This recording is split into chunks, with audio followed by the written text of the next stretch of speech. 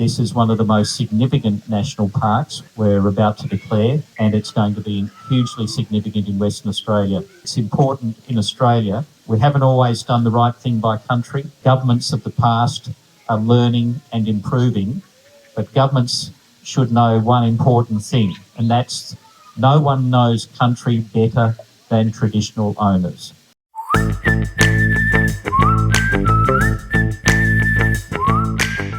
I taxied down here to the runway just to catch up with Ant before I left. Just run over our plan for the day, and that I'm heading over to Lorna Glen for this ceremony. And so I've got my flight plan here. It's going to be 70 miles, so it's going to take me around 45 minutes. Flip up!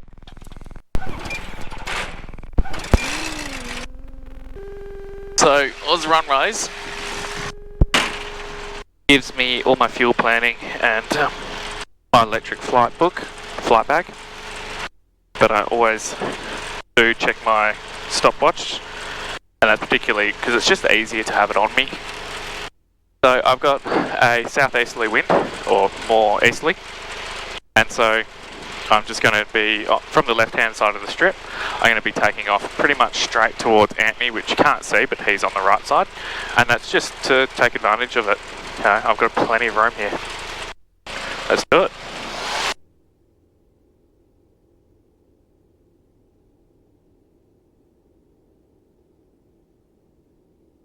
I'm just compensating slight right. I'm at my 40, but I'm going to hold her down just for funsies. And we're up. And a low pass on Ant.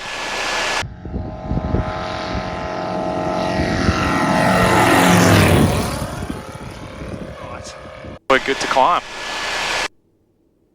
I can climb at 50 knots. Which let me get my altitude quite quickly. Our temperatures are good, our pressures are good. So I'm going to have a tailwind for most of today's flight. So I'm actually going to get there just a little bit quicker. Alright, so we're at our altitude and I'm just finding up my trim. I'm getting a airspeed around 85 knots. I've got a 10 knot tailwind, 10 knot advantage, which is pushing me to a ground speed of 95 knots, and I'll jump onto the other system, and we are sitting at around 170 k's an hour. So it's a little bit better than driving. And we've got about 40 minutes to run. So I'm flying over Windetta at the moment, because Windetta sits between Prenty and Lorna Glen. It is a pretty amazing piece of country. So down either side here, give you a closer look, these grass fields that we can see out around here, the grass and the predominant grass species down there is barley Mitchell grass. Now that's a high quality feed, and it's a little bit out of place because it shouldn't kind of be here, but it just happens to be the perfect conditions for it to grow well. So when you're down in amongst that, we're talking about feed which is high protein, good fibre, and it's up to your knees. One of our projects that we are trying to work on together is reusing drill rod from one of the local mines as our fence post, so that Windetta can turn that into a holding paddock for mustering.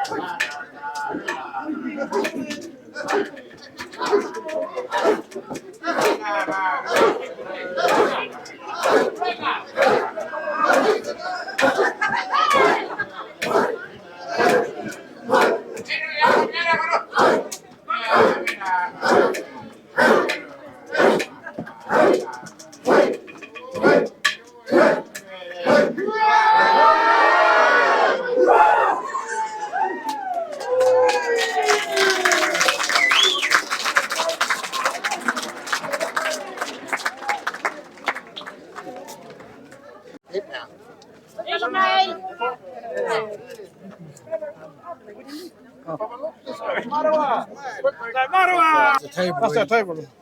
Keep the kangaroo clean. All people use that every time. Adding the desert and all. Now we're using it.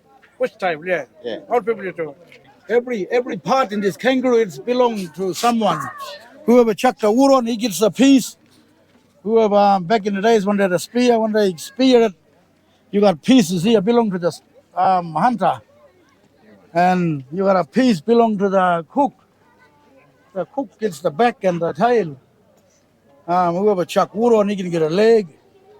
The owner the spear, but now these days, you own the gun. You can have ribs. You have 3 pieces. Owner and the cook get the main ones, and the rest can get whatever left over. Yeah. Share that. Huh? Yeah, so every piece in this kangaroo is every person can get a piece out of it. Everyone will get a piece out of it. Yeah. Not people speaking. All right, I'll cut it up for you. And then the next fire we cut it all up. Then our people cut them all up, but we can't eat it full like that. Giving that to So every part of it has a joint, right? So we cut the joint. See, that's the leg. That's one joint, one meat. And get another joint. Then cut it.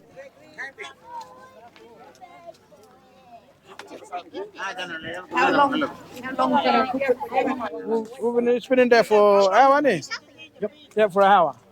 Just an hour? Yeah, just an hour. So it don't take long. They want to know why you want to cook it with the skin on. That's to keep the juice and then the flavor inside. Oh yeah. We do it with the skin on to capture the juice and all the good stuff in there. Flavor and the fatty flavor, so it and all that. goes, You got it down goes through and the then you meat. get the flavor of the juice into Yeah. it when you eat it. So it goes through and make it taste good.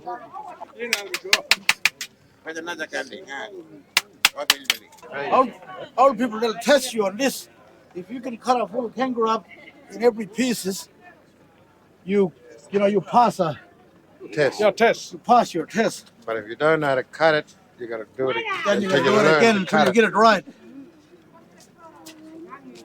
And there's ways to cut it too, any.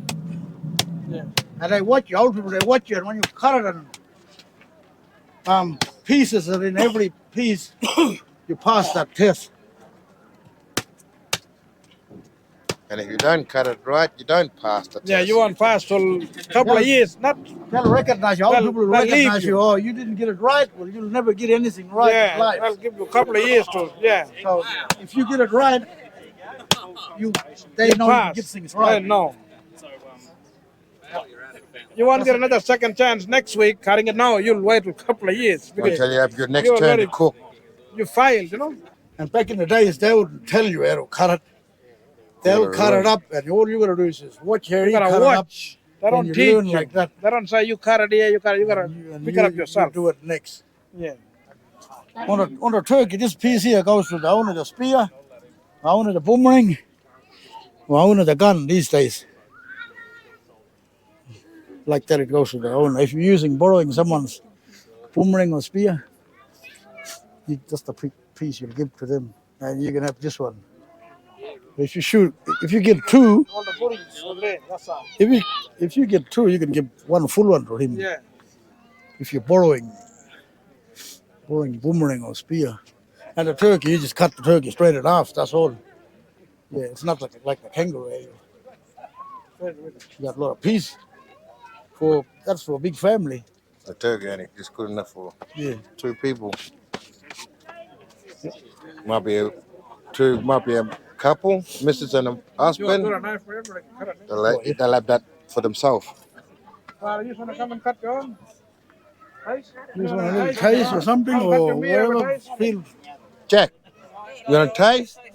Anybody want to taste? So we can't cut it for you. You gotta cut it yourself. Cut your own Yeah, piece. knife stand. Oh, that's not dirty. Just cut a piece and Jack, come here. have Cut a bite, piece. yeah. I'll record you. Cut a turkey. Else come? Go on, give it him. Jack want to know what do you want to get? Piece of turkey, cut a piece of meat. Yeah, okay, sir. Cut a bit of knife, Jack. Find a meat there somewhere. Cut it.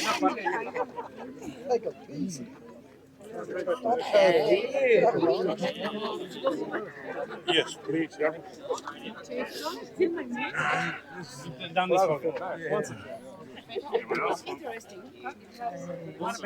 Come on, Jack. What did that taste like? Brilliant. Better than I've ever had it. Then I've never had it.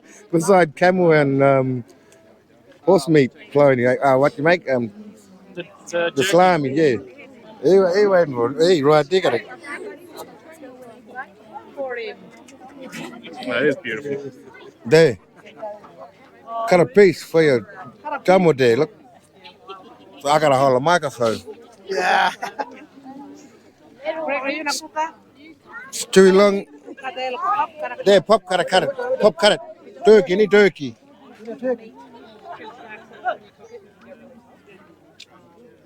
There, Jack. Look, Jack.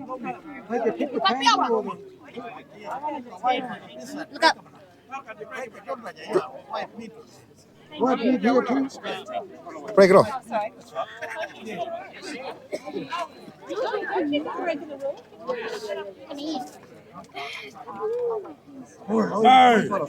Oh, look at the appetizer. That's more. That's got a bit of juice in that, and then just cut it straight down there like that. Anybody want cheese? Welcome to Marawa. Yeah. Before we start, I'd like to pay respect to past and elders, all our old people, and Namura Dangarbe, and Roy Ajanabe. I don't know, put you in. You know, when I got a time. Roy Ajanabe, and ready to live in that. We are happy that Utora as we all there. I think we were meeting up there last time, and for really like it's house, man. So yeah, I'll pass it on. Yeah, hello, my name is Brad Wombol. Welcome to Marawa. It's been a long road, but we finally here now. Made it here. And, yeah, hopefully we can go forward together and look after this beautiful country. Thank you very much. Hello, my name is Annette Williams, and my parents used to work on the station, and they had a little tin, not a tin shed, but they had their own little bow shed there, and they used to work here on the station when we was little. I had my older sister and my brother and my other sister. There was four of us, and we stayed on the station when our parents was working. And for me, I've been coming out here with the range of people, like telling stories, even to white people that comes, new people that comes into on the ranger job as a coordinator and that, and tell them the story of the country. And and we are learning our young generation there to take it on and tell young ones, to tell their stories, to keep it going, for the future generation. Us here, we need to stay strong for our country and work together with new people coming in and, yeah, help our young ones learn them up too. Thank you. You all, yeah. Hello, my name is Michael Tulloch.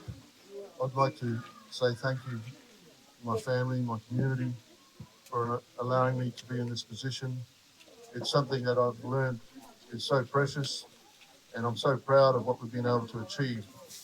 Our culture is one of the oldest continuously cultures in the world, and the greatest test of all is time. And we can be so proud of what we're passing on to the next generation.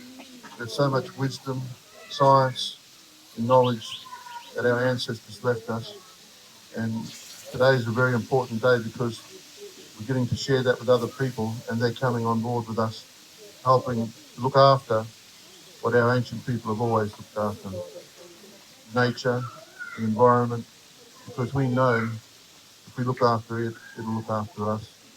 Thank you all for coming today.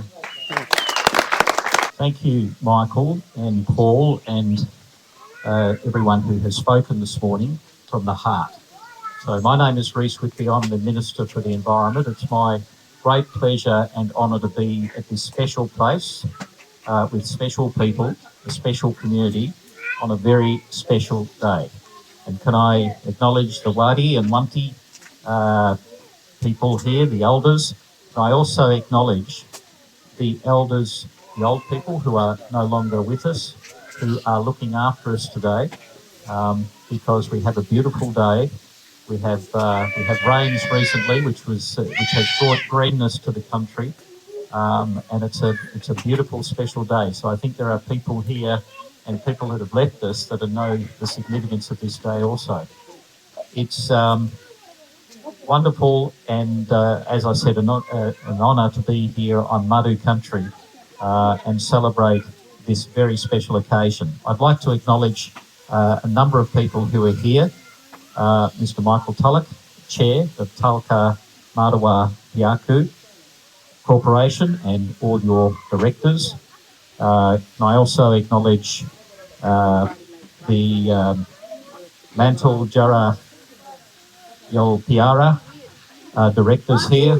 Can I acknowledge Natalie Tapoe from the Shire of Wiluna, Tim Nicol from the Pew Charitable Trust.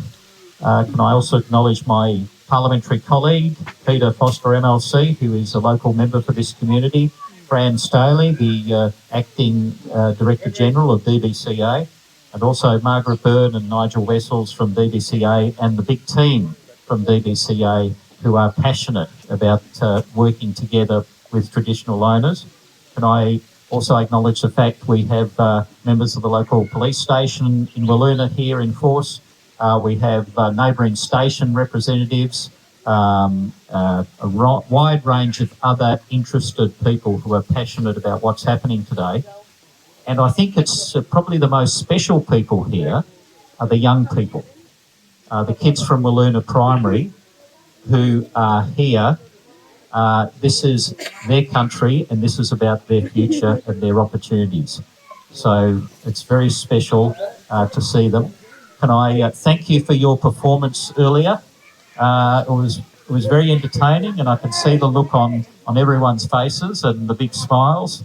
And thank you for my piece of kangaroo. Slightly well done, the way I like it. So thank you very much. Can I, the creation of what we're here to celebrate today, the new Matuwa Kurrara Kurrara National Park and Lake Carnegie, which is such an important part of it also, is more than 800,000 hectares. It's a huge part, or will be a huge part, of the conservation estate of Western Australia, and it represents such an important part of our state's commitment to grow the conservation estate by 5 million hectares. So this represents about 16% of that 5 million hectares. Now, someone told me that the area we're committing to become a national park is bigger than Bali. So that will give some perspective to people in Western Australia and Australia about the size of the area that we're protecting. The Martu people know very well the significance of this country. We know the environmental values and also, even more importantly in many ways, the cultural significance. The stories of dreaming, the connection with generations of Martu people on this country is significant, and it's worth protecting, and it's important to protect and acknowledge to the future for future generations. We know that this country holds many endangered species. We know that there are 480 plant species near Lake Carnegie. We know that there are endangered species like the night parrot that are important to protect. And our friends from Pew know that it's important to protect those endangered species, and we know that they've been gathered from all around Western Australia and then put in a safe place so that those animals can come back from the brink in their native environment. They have been here for generations, and they need to be here for future generations as well. With all creations of national parks, it is important to walk with traditional owners. It is important to walk with Martu people and work together. So with this creation of this national park, we will see joint management with local traditional owners and with DBCA. So it's a partnership. We are together. We are committed to working together. We are equals, which is very important. It's also important to realise that there are opportunities. There are enormous opportunities when we value country and we know the value of that country, not just for cultural significance, which is critically important, and environmental significance, but also the economic opportunities that come from sharing the knowledge of your country. There are many people who want to come here and respectfully learn about your culture. That creates opportunities for local community members. We know it's important to care for country. We know that the rangers, and I should acknowledge the rangers and the ranger program and the active rangers that are part of this process, who will also be part of this journey and creating employment for rangers in the community. The opportunities are unlimited. The opportunities in terms of sequestration of carbon, when this is one of the most significant national parks we're about to declare, and it's going to be hugely significant in Western Australia. Endangered species of plants and animals come back. So there are opportunities, but I think it's important in Australia. We haven't always done the right thing by country. Governments of the past are learning and improving, but governments should know one important thing, and that's no one knows country better than traditional owners. No one knows how to care for it. No one knows the science and the values that is available on that country to share and to benefit, but also to respect and preserve. So as we walk forward, I can see that this is one of the most significant national parks we're about to declare, and it's going to be hugely significant in Western Australia. We're very lucky that you are walking with us and that we are equals and that we respect this country and we preserve it for future generations, for their kids and their children's children and well beyond. So thank you very much. Can I just say thank you for everyone making the effort to come here today. It's great to see the community supporting each other, everyone involved, everyone supportive, everyone delighted about the outcome after a long journey, a hard road. But today we have made it and we are here. Thank you very much.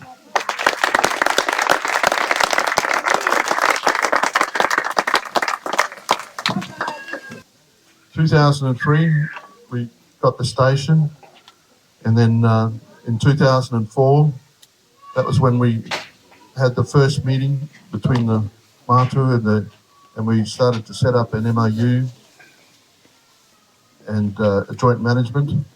And 2 years after that, the MOU was signed. In 2012, it was recognised as an IPA conservation. And then 2013, we had the native title determination, which was an amazing day. It was my brother's birthday, and he's no longer with us, so it was a really important day for me to remember. An incredible journey. I walked beside some of my elders before, people that I idolised and loved very dearly. Amazing people that are not with us anymore. But I wish you could have met some of them, but we'll share some of those memories, when we talk about their stories. Incredible people. And then we had, in 2023, the joint management and the ILUA signing. So a special thanks to all those people involved and the ones that have made it possible. The world's an ever-changing place, but it's even more incredible when we can come together and do something as incredible as what we're doing here today. Very important day for our next generation. We're setting this up but it's going to be yours. You'll be looking after it. Thank you for being here today. Yeah, this is my autograph. You want to see it? You know, like when I that's an R, your merit, that's a W, and that's a Y. See, so it's a bit messy, isn't it?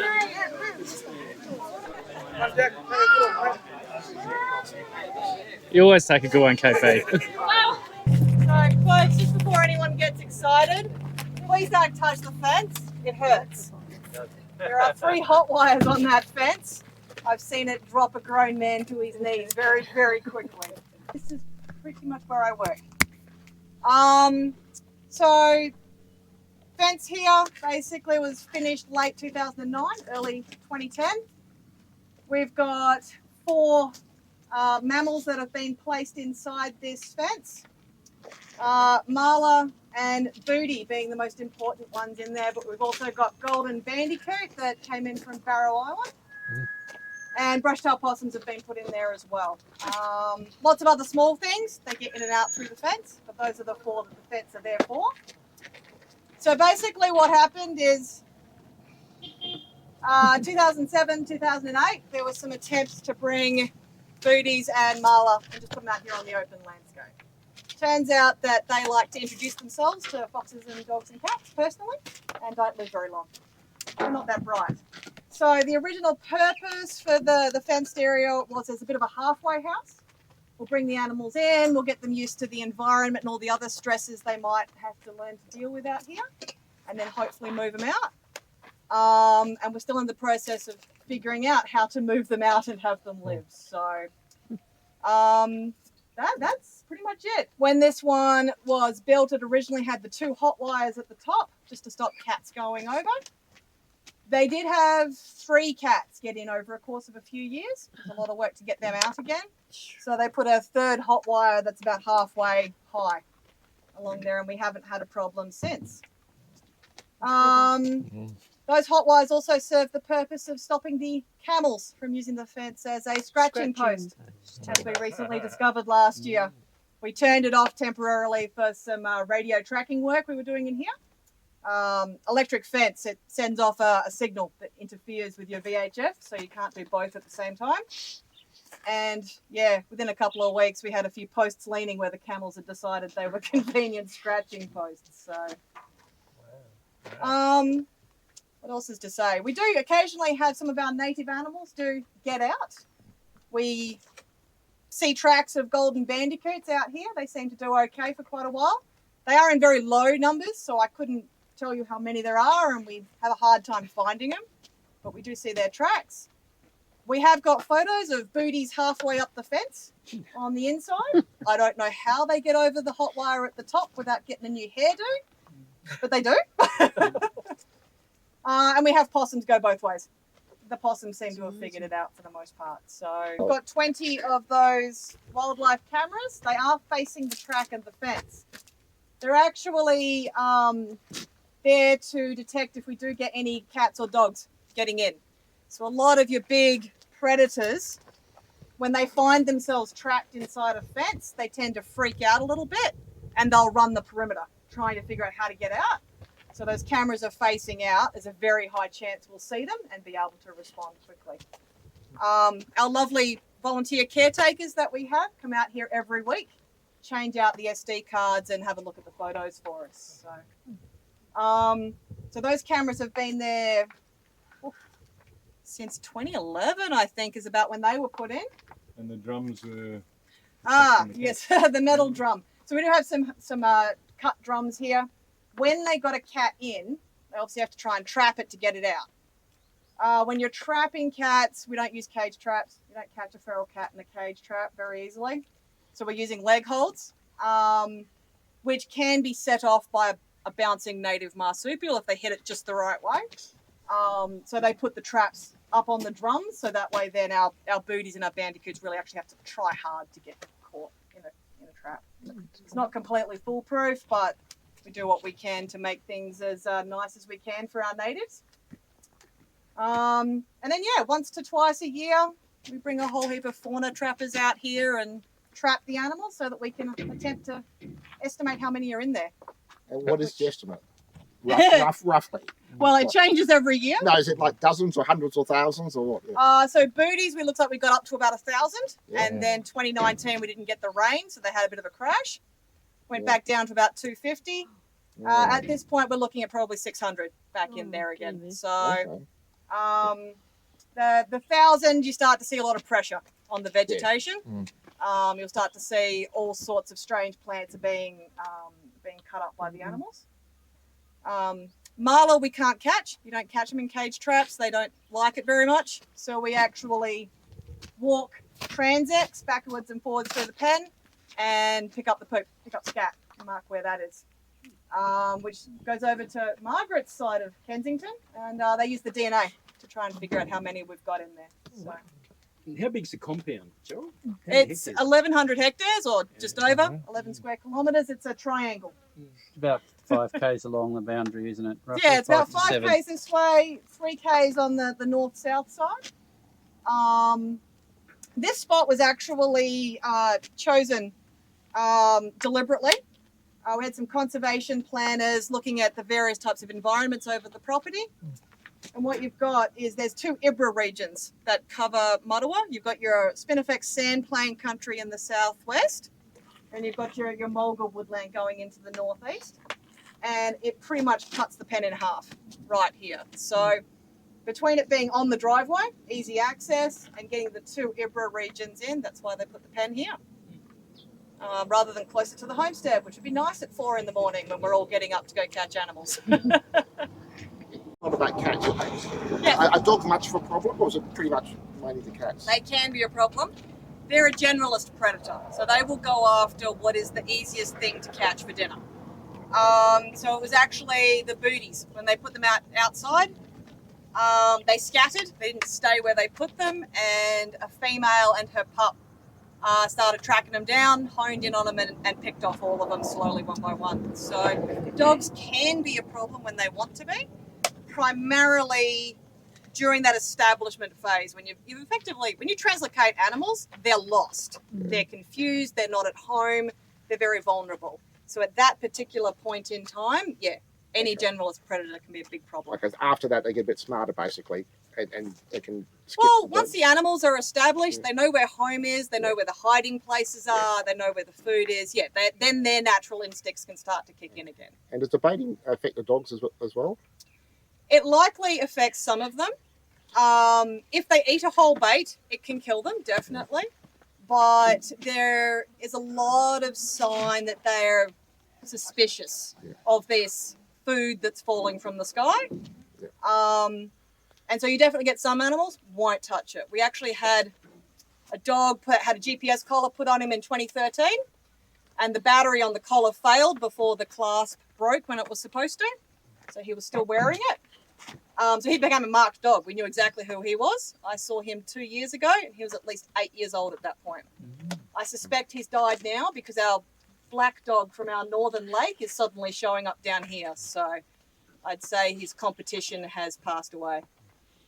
So we're not far from pastoral interface. You know, it's what 5 kilometres from the homestead to the next pastoral lease. To the east fence. Yep. So have we got any positive interactions with those pastoral operators? Because you are, isolated. Yep. What sort of coordinated plans do we have? Oh, we don't have too many coordinated management plans. Just more of a bit of a sense of community. Like a lot of isolated places, you have to get to know your neighbours. Otherwise, if you're stuck and you're in trouble, who are you going to call? The dogs are generational feral dogs, are they? Or so they're wild dogs. Wild dogs, the DNA, they're 90 to 95% dingo. Right. However you would like to define that. But I mean, a lot of them do look like dingoes. They plastically from the dingo, but then you get some with different colours. Oh, there's natural variation. So the black dog, his back, his sides, they're black. But his pack is all blonde. So the cats are the main issue. Are they? Cats are definitely the main issue. Yep. There were horses out here when it was first purchased in 2003. There was quite a lot, but that resolves itself over time. Yeah, so the water points were all turned off, and that definitely made a change to what herbivores are willing to hang around. Now it's really just the camels, isn't it, Nigel? It is indeed. We can convince them to leave, but It's not going to go away quickly. nah, we'll come up with a solution. It's okay. Thank you. Thank you.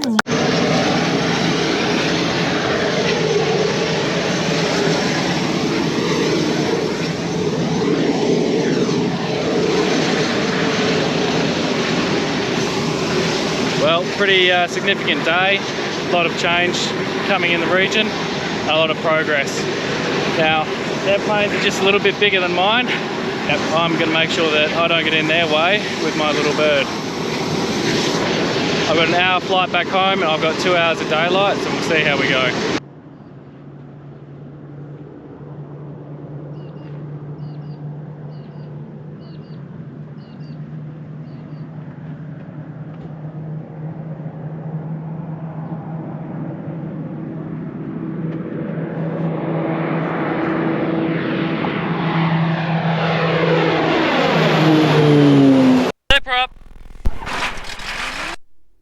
Yep, well that's me out of there nice and easily. Pumps off. Now I have plenty of fuel in that outside tank, so I'm just going to burn it off until I get closer to home. So all in all, it was a pretty good day. We had those couple of speeches there, a lot of important people, a lot of friends that I caught up with again.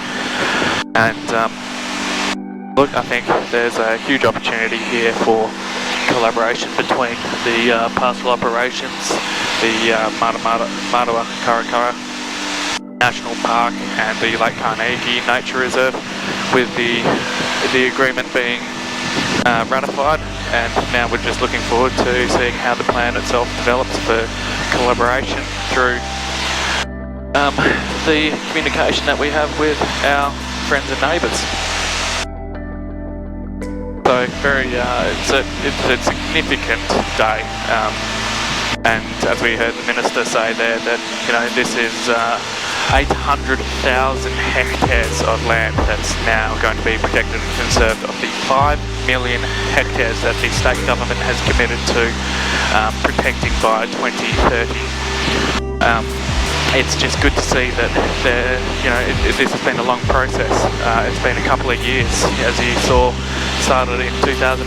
It's now 20 years in the making, and it has survived multiple governments and changes in government. So, it just goes to show that there is a strong commitment and passion to land out here, that many people want to see that it is looked after. So it's a good day. So I'm about 7 minutes out from home. I'm at an altitude of 3,600. I kind of crept up a little bit as I went over some hills. So I'm just going to slowly bring myself down, which gives me a little bit of pace, and I should be able to do a straight in approach on the driveway strip. So effectively I'm setting up a 20-mile final on the driveway, and I've got 1 hour of daylight, so I've got so much time. I'm 5 minutes from home. Perfect timing. Right, so my fuel light's just come on, as predicted, just before my landing. So what I've done is I've now switched from my outside tank, which was pretty much my, let's do this little flight tank, and now flick to the fuel tank on my side. So effectively on board I've got now enough fuel to do another mill run. So a lot up the sleeve. So I can pull my flaps on and just push it down.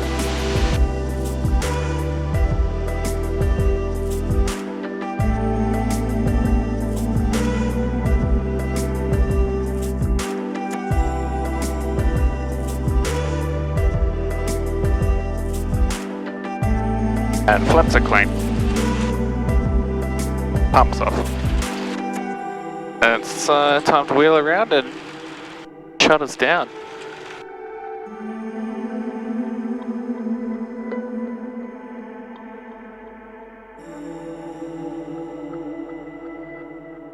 Alright, here we go. Good day.